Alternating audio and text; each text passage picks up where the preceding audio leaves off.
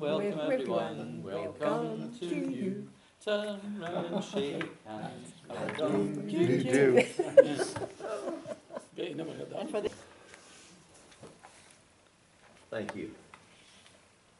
And it's certainly good to see all of you.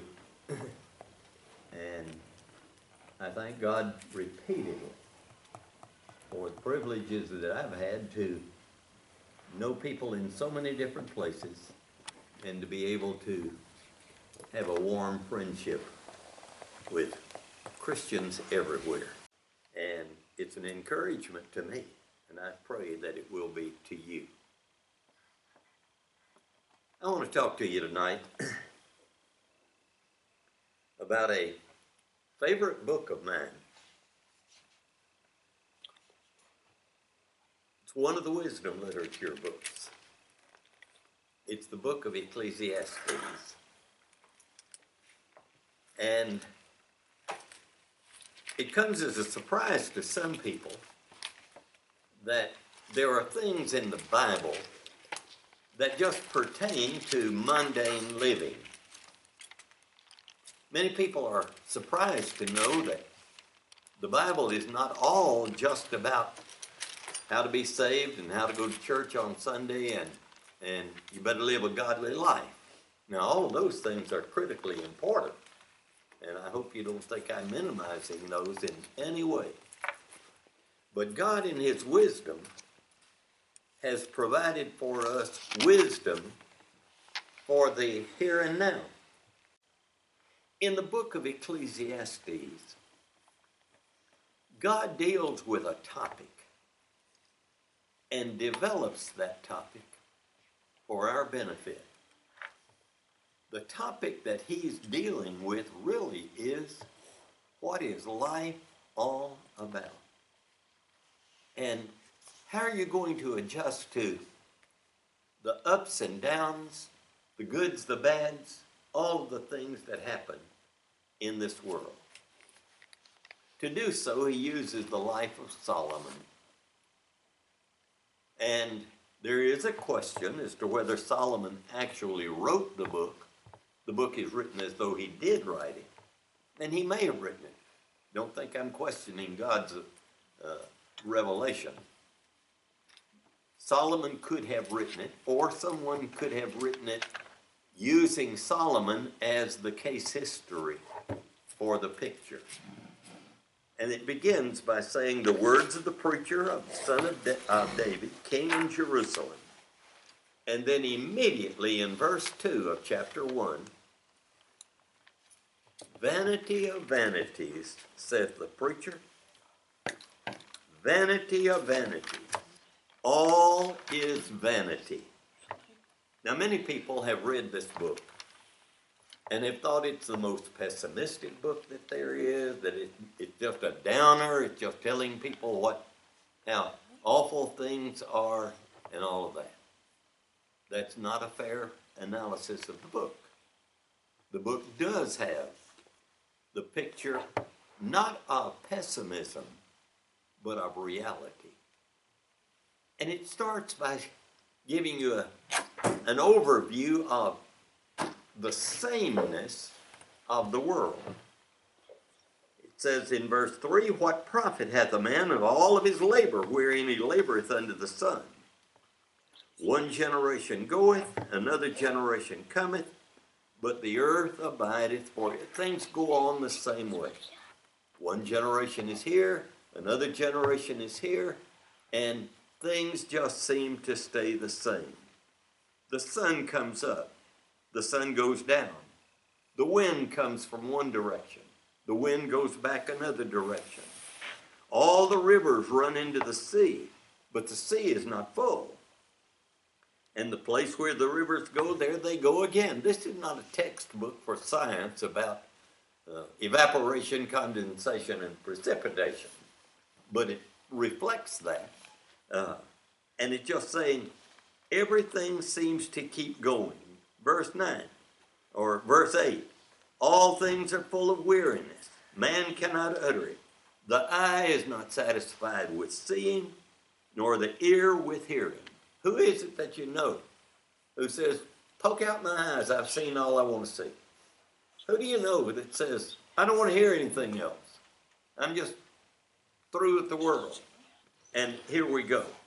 And yet the writer is saying, that sameness is what is going on. Verse 9, that which hath been is that which shall be, and what has been done is that which has been done.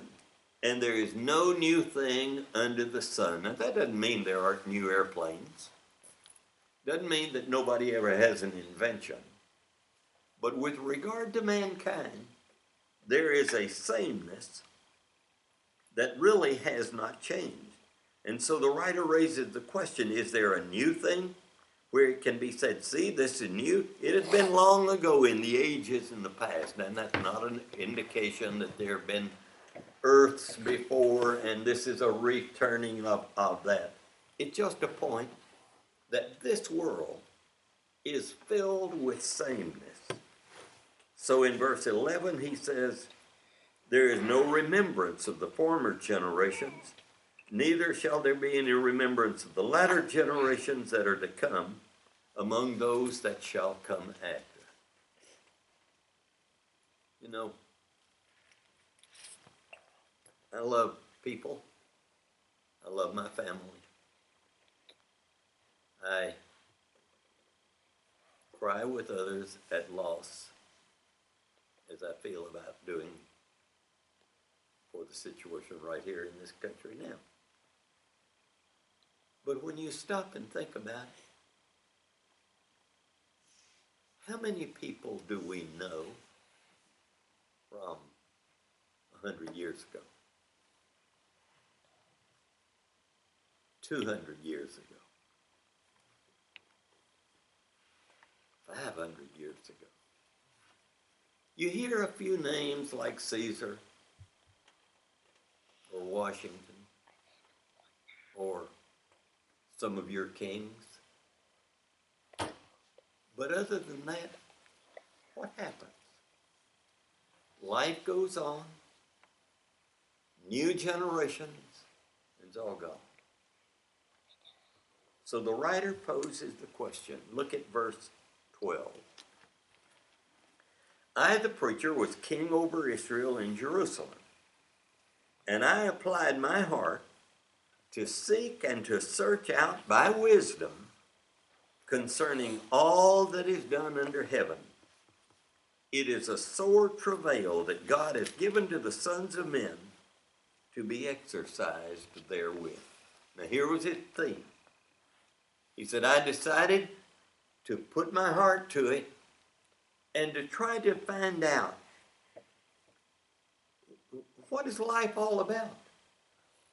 What is this that we're experiencing? And verse 15 says, or verse 14 says, I have seen all the works that are done under the sun, and behold, all is vanity and a striving after a wind. This sameness just keeps coming. The sameness just repeats. So he says in verse 15, that which is crooked cannot be made straight, and that which is wanting cannot be numbered. Basically, I think that verse 15 is an important one that is really saying to us, you're not going to change the world. You can change a man. You can influence a community to a degree. But basically, you are not going to change the world. In my country, I frequently hear somebody say something like, I wish we could elect a bunch of Christians to the Congress. And my first question is, what have you got against those Christians that you would send them to Congress? I mean, after all. I spent several years on a city council in a small community. And there are things you can do. You can tweak the rules and determine that you can't have the liquor store quite that close to the schoolroom. Or you can keep those kinds of businesses down the street over here and not in the common population. But you're not going to pass rules and change mankind. You're not going to legislate morality to people. That comes one man at a time and one heart at a time. So basically the writer is saying the world's the same. This old world just keeps going. It turns day after day, year after year. And one generation comes, another generation goes. Things are basically the same. We may wear different colored clothes. We may ride in a car instead of in a wagon or walking. But the fact of the matter is, things are the same and will remain the same. So the writer says in verse 16, I communed with my own heart, saying, I have gotten me great wisdom above all that were before me in Jerusalem. Yea, my heart hath had great experience of wisdom and knowledge. I applied my heart to know wisdom and to know madness and folly. I perceive that this also is a striving after wind. For in much wisdom is much grief, and he that increaseth knowledge increaseth sorrow. He's starting out on an escapade. He's going to look at different things and say, is that where you can find real satisfaction? Is that where you can find the accomplishment and the pleasure of the world? And he starts by saying, I looked at wisdom. Now, don't misunderstand. Wisdom is superior to folly. It's better to be smart than it is to be dumb. It's better to do wise things than to do unwise things. And that's not the question. But does wisdom ultimately bring gratification to us? There's a sense in which that last verse is so true, that in much wisdom is much grief, for he that increaseth knowledge increaseth sorrow.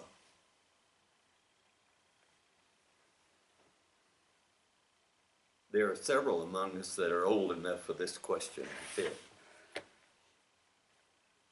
30 or 40 years ago, who worried about cholesterol? You'd never heard of it. Didn't know there was one. You didn't bother with that kind of thing. Now, everybody knows this cholesterol number. Everybody knows, you got to watch this, you got to watch that. Now, is it good to know? Well, sure, there are some advantages about it, but guess what? Now you got something else to worry about. Years ago, if a tragedy occurred in central China, nobody knew about that. You didn't worry about it. You didn't cry. Now, ship turned over in the Yangtze River. What happens? It's on everybody's television around the world. Now, is it good? Well, there are good things about it. Is it bad? Well, it produces something else to worry about and brings in things. And there is an obvious point that all of the knowledge that we have doesn't give us ultimate gratification and ultimate satisfaction. And the writer is pointing out that wisdom is good. Wisdom has value. But wisdom doesn't ultimately gratify and satisfy. So the writer says in chapter 2, I said in my heart, come now, I'll prove thee with mirth. Therefore enjoy pleasure. And I said, of laughter it's mad, and of mirth what does it do? I search my heart how to cheer my flesh with wine and my heart yet guiding me with wisdom, and how to lay hold on folly, till I might see what was good for the sons of men, that they should do under heaven all the days of their life. And so what's he do? He said, I build in me great vineyards, beautiful houses, gardens and parks, and all kinds of fruit trees. I made pools of water and watered rivers. I bought men servants and maid servants, and I also had great possessions of herds and flocks. Oh, on those men servants and maid servants. He said, I had men servants and I had maid servants, and I had servants born in my house. You know what the implication of that is? Long-term wealth. I was rich long enough that my servants had children who grew up to be my servants in turn. So it was not just a fly-by-night. He didn't just win the lottery and it's all over tomorrow. It was a matter that he had wealth beyond description. I gathered great herds and flocks above all that were before me in Jerusalem. I gathered silver and gold and the treasures of kings, men singers and women singers, entertainers, the delights of the sons of men, musical instruments and that of all sorts. I was great. That doesn't mean that pat me on the back type of great, but I was on top of the list. I had everything in my cabinet, and increased more than all that were before me in Jerusalem. And my wisdom remained with me. And whatever my eyes desired, here's verse 10. Whatever my eyes desired, I kept not from them. How many times have I said to myself, and how many times have you said, oh boy, if I just had the money, that whatever I wanted, I could just have it right there. He says, I had it. I didn't withhold my heart from anything. This was my portion. And then I looked at all the works that my hand had wrought, and the labor that I had labored to do, and behold, all was vanity and a striving after wind. And there was no profit under the sun. Now, it'd be foolish to stand and say that wealth and entertainment and all of the things that he just listed don't bring some joy. Sure they do. But stop and face reality. You can enjoy the fruit of your labor. You can enjoy these things. But they're not ultimately gratifying. So the writer says, I didn't find satisfaction in all the material things that I enjoyed. Oh, they were wonderful and enjoyable to a degree, but they don't ultimately gratify. So he says, I thought maybe I could do it with my accomplishments. And then in verses 12 on through the end of the chapter, he talks about the fact that I turned myself from wisdom and folly and wisdom and put my hand to accomplishing things materially. And I built things. I enjoyed those things. But I found that these things too had an emptiness and ultimately did not gratify. And even though he might have started a business, even though he may have developed a farm, even though he may have had a marvelous production that way, ultimately, that did not gratify. And that's the picture of this world, that it is not ultimately satisfying. And we'll come into the reality that ultimately these things also pass away. So in chapter 3, the writer says, now don't misunderstand, there's a time for everything, for every purpose under heaven. There's a time to be born, and there's a time to die. This is not Calvinistic predestination. This is not saying that God has set a date for your death or my death. A time to be born, a time to die, a time to plant, a time to pluck up that which is planted, a time to kill and a time to heal, a time to build up, a time to weep, a time to laugh, a time to mourn, a time to dance, a time to cast away stones and a time to gather them back together, a time to embrace and a time to refrain from embracing, a time to seek and a time to lose, a time to keep and a time to cast away, a time to rend and a time to sow, a time to speak and a time to keep silence, a time to love, a time to hate, a time for war, and a time for peace. What's he talking about? That life is filled with beginnings and endings. And like it or not, that's the world that we live in. And that's reality. The writer says,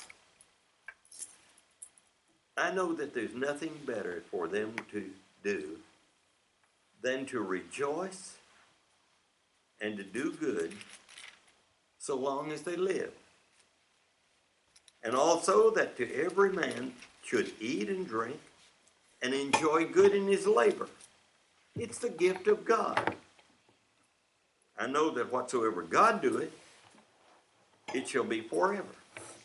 Nothing can be put to it or taken from it, that men should fear before him. That which hath been long ago is that which hath been long ago, and that which is to be hath long ago been. And God seeketh again that which is passed away. Life is a cycle. And God is saying here, there's a time for everything. I share sorrow at times of death. But death is a part of life. Just like birth is a part of life, death is a part of life. And God says, that's the world that you live in. Now with that, the writer is going to tell about some things that seem to be totally unfair.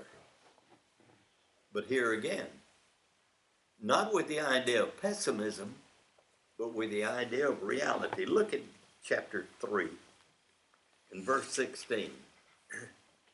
I saw under the sun in the place of justice that wickedness was there, and in the place of righteousness that wickedness was there. So I said in my heart, God will judge the righteous and the wicked, for there is a time for every purpose and for every work. And I said in my heart, it's because of the sons of men, that God may prove them, that they may see that they themselves are but as beasts. For that which befalleth the sons of men befalleth beasts. Even one thing befalleth them. As the one dieth, so dieth the other. Yea, they all have one breath, and man hath no preeminence above the beast, for all is vanity. All go to one place. All are of the dust, and turn to the dust again.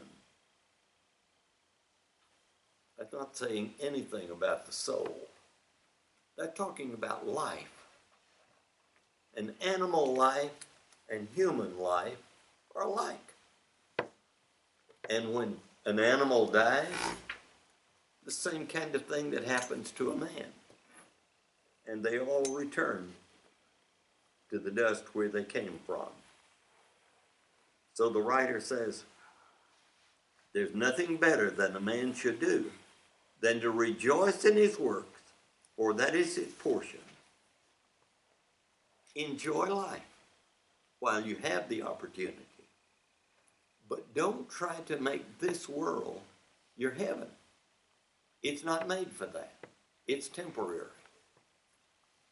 And it's going to be filled with problems. Now with that, the writer talks about some of the very terrible things that happen in this world that apparently are so common that it ought to be included in this list.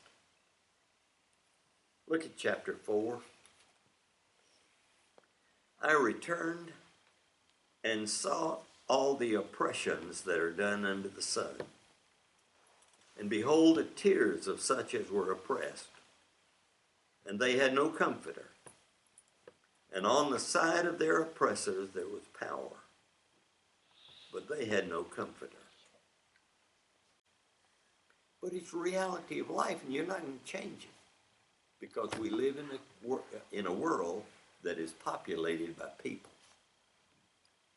And we're the people that do that. And what was his conclusion? Verse 2. I praise the dead that have been long dead, more than the living that are yet alive. Yea, better than them both did I esteem him that hath not been, who hath not seen the evil work that is done under the sun. The writer is saying, for the guy that's at that bottom, that has that kind of life, better to have not even been born. Do I feel that way? Absolutely not. I love life. I absolutely love life. And I am not anxious to leave this world. But I can imagine a world that is not near as accommodating as I enjoy. I hope I can be sympathetic to that. You listen to all of that, and it raises the question, is the book pessimistic? Is it saying everything is bad? No matter how you take it, the world is vanity of vanity, all is vanity, no enjoyment. Not at all. Sprinkle through the book. The writer has said, enjoy life to the best that you can. Back in chapter 2, he said in verse 24, there's nothing better than the man should eat and to drink and to make his soul enjoy good of all of his labor. This also I saw that it's from the hand of God. Who can eat, or who can have enjoyment more than I? For to the man that pleaseth him God giveth wisdom and knowledge and joy. But to the sinner he giveth travail, to gather and to heap up, that he may give to him that pleaseth God. This also is vanity and striving after a wind. The writer says, enjoy life to the best that you can. Down in chapter 3, verse 15, or verse 13. To every man that he should eat and drink and enjoy good of all of his labor, this is the gift of God. Over in chapter 5, in verses 18 through 20, he's going to say, behold, I have seen to be good and to be comely is for one to eat and to drink and to enjoy good in all of his labor wherein he laboreth under the sun all the days of his life, which God giveth him. To every man that God hath given riches and wealth, and hath given him power to eat thereof, and to take his portion and to enjoy in his labor. This is the gift of God. So what's the book saying? The book is really saying the world is not always equitable. You don't always find justice at the court. You don't always find righteousness in the hands of the religious leaders.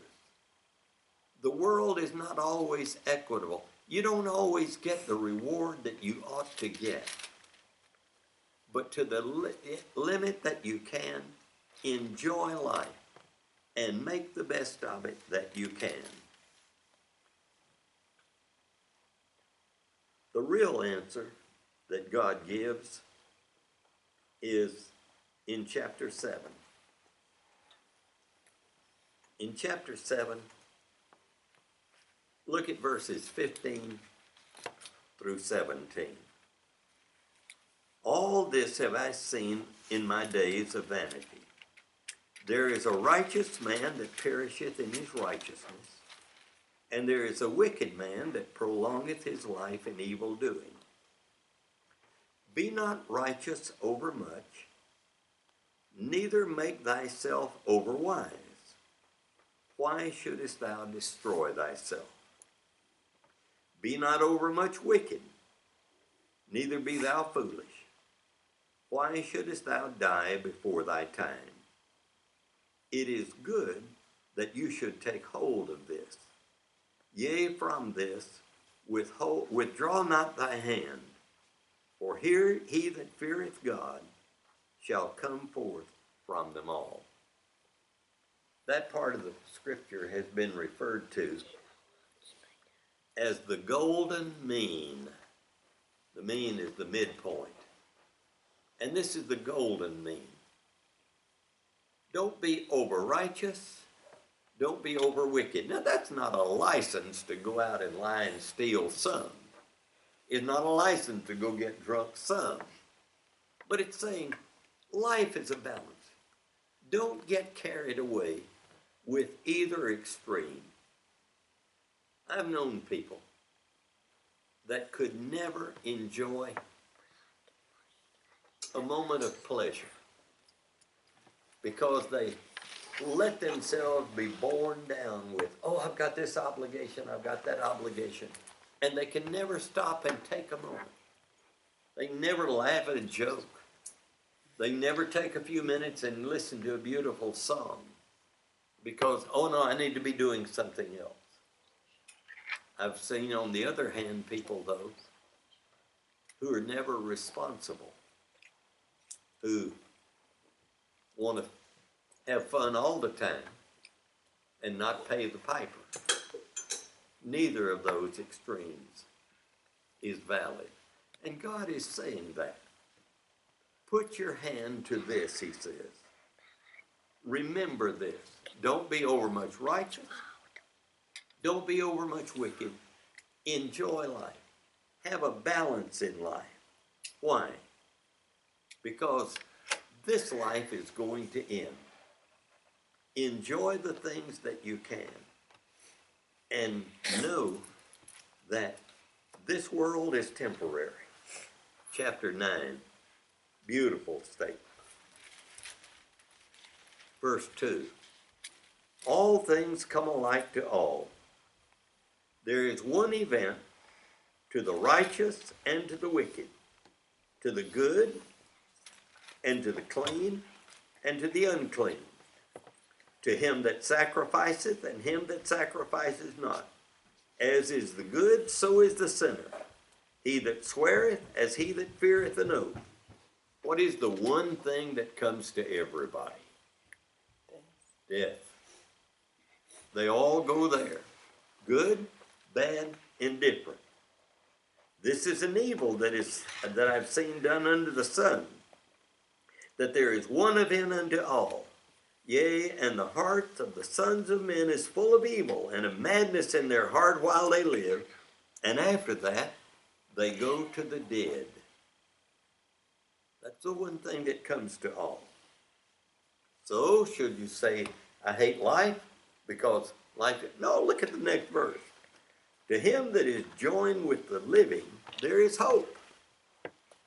For a living dog is better than a dead lion. I like that. A lion's the king of the beast. He runs the road. But a lion dead and a little old puppy dog bouncing around him alive, the dog's better off. He's got life.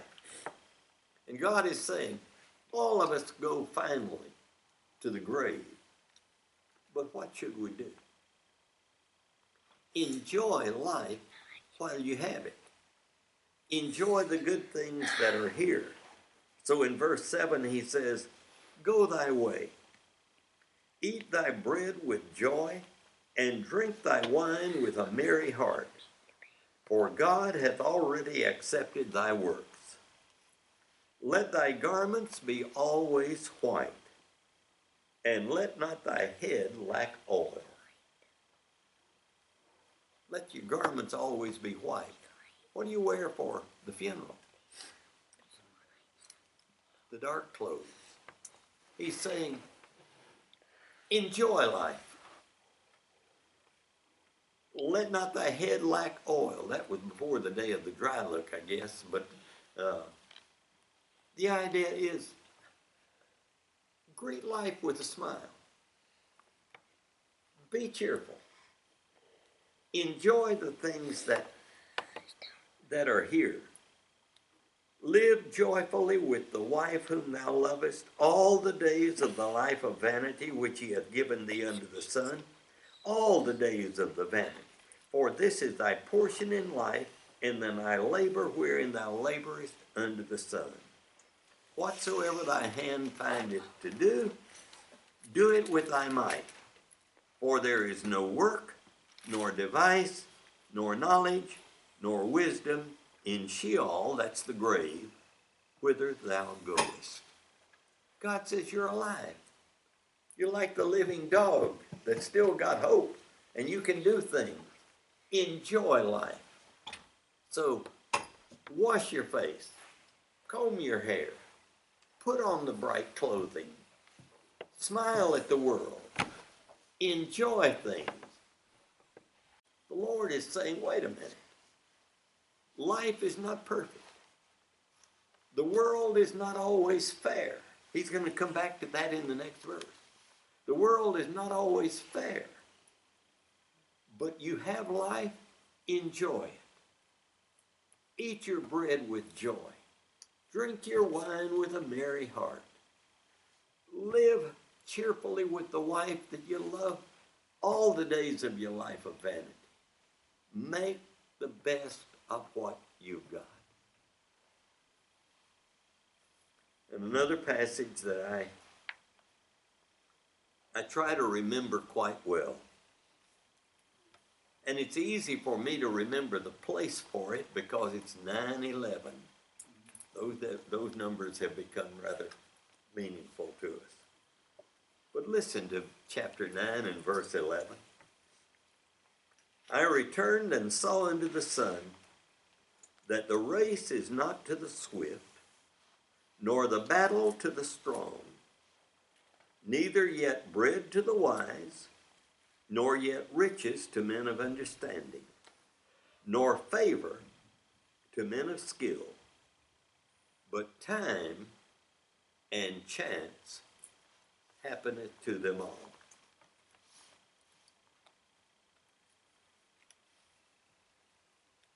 Again, wisdom is superior to folly.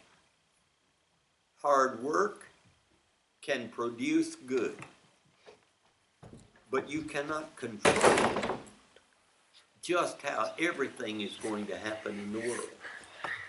And he says, the race is not always to the swift. Usually the fastest runner is going to win the race. But sometimes the fastest runner steps in a gopher hole or trips and falls. And the slower guy actually beats him to the finish line. And he says the battle does not always go to the strong, sometimes with a weak army. A guy is wise and comes around the side in a flanking movement and wins it. Nor riches to men of understanding, nor favor to men of skill. Time and chance happeneth to them all. So what God is saying is, what is life all about? You're really not going to change this world. You can change a man. You can help a family. But basically this world is like it is, and it's going to stay like it is. So what should you do? When you get to the end of the book, the writer makes some applications for wisdom.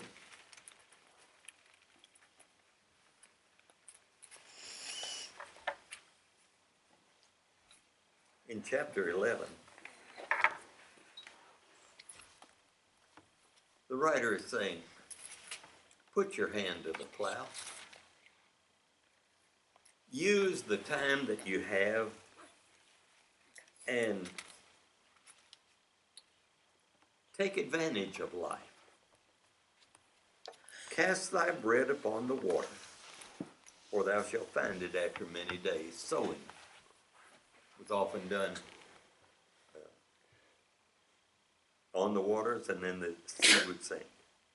If the clouds be full of rain and empty themselves upon the earth, if a tree fall toward the south or toward the north, in the place where it falls, it'll be there. He that observeth the wind shall not sow. He that regardeth the clouds shall not reap. Don't just stand back and do nothing. Go to work. Use your time. As you know not what the way of the wind, or how the bones grow in the womb of her that's with child, even so you know not the work that God does. In the morning, sow thy seed. In the evening, withhold not thy hand. For thou knowest not which shall prosper, whether this or that, or whether they both shall be alike good. Truly the light is sweet, and it's a pleasant thing for the eyes to behold the sun.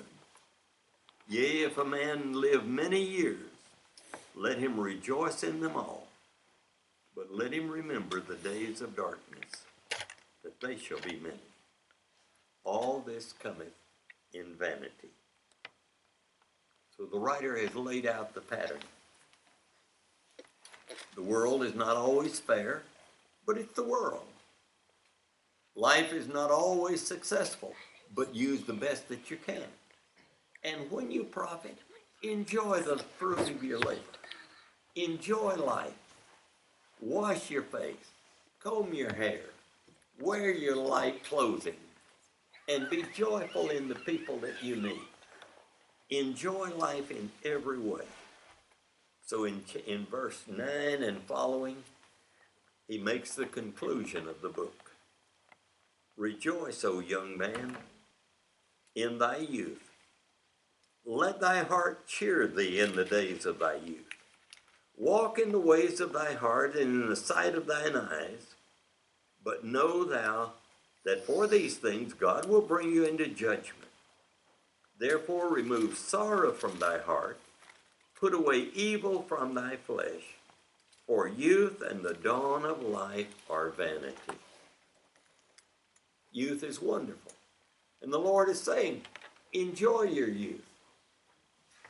It's wonderful to see the little kids.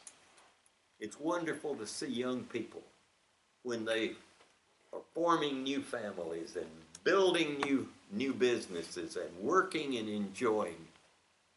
I relish that. But remember, this world is temporary. Don't try to make this world your God. And so he says to them, remember thy Creator in the days of your youth. Before the evil days come and the years draw nigh when you shall say, I have no pleasure.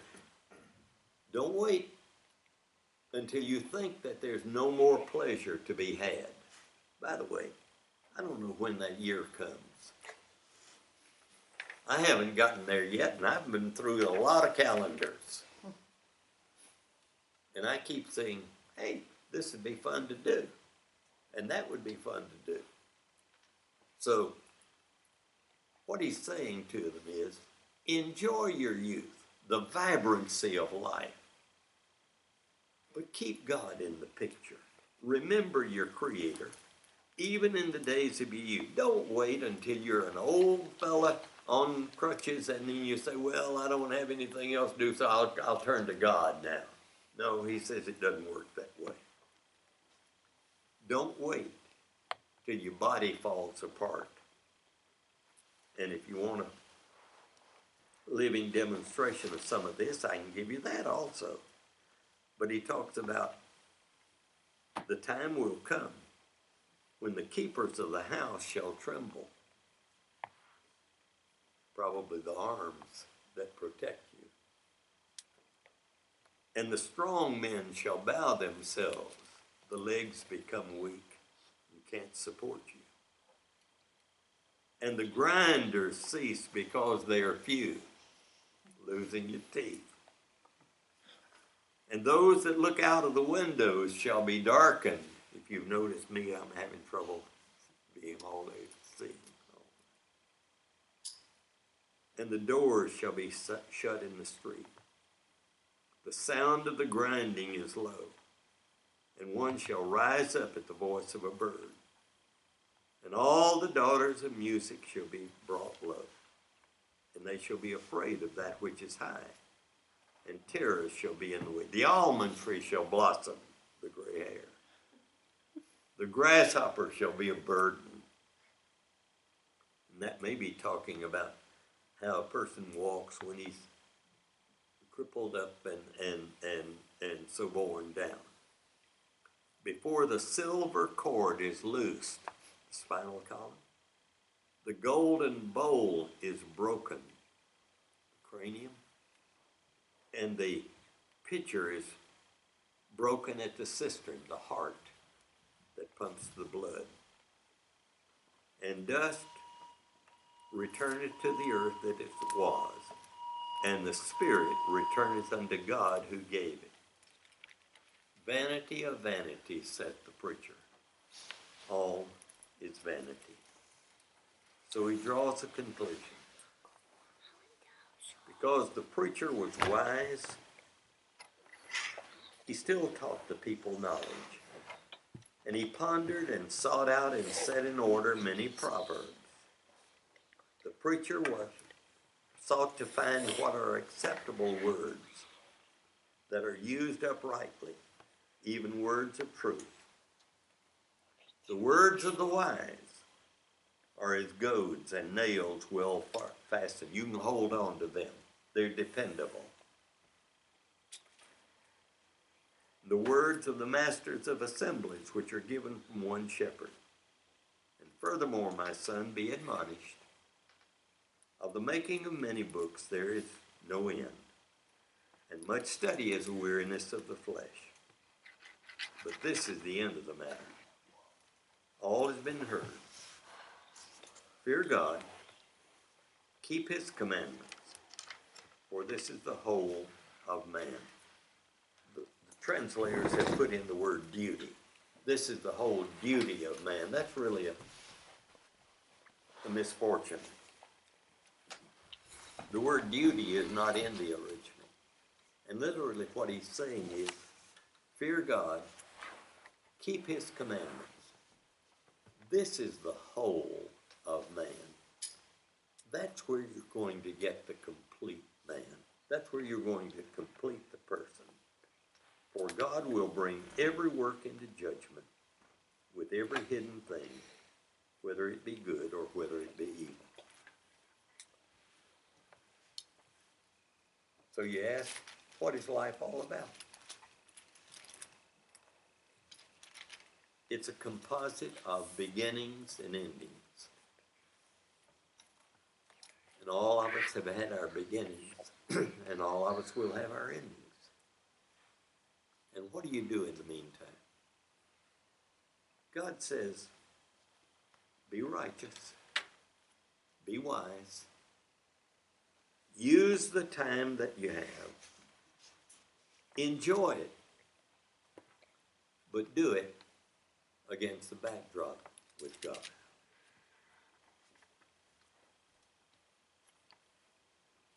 That's the book of Ecclesiastes.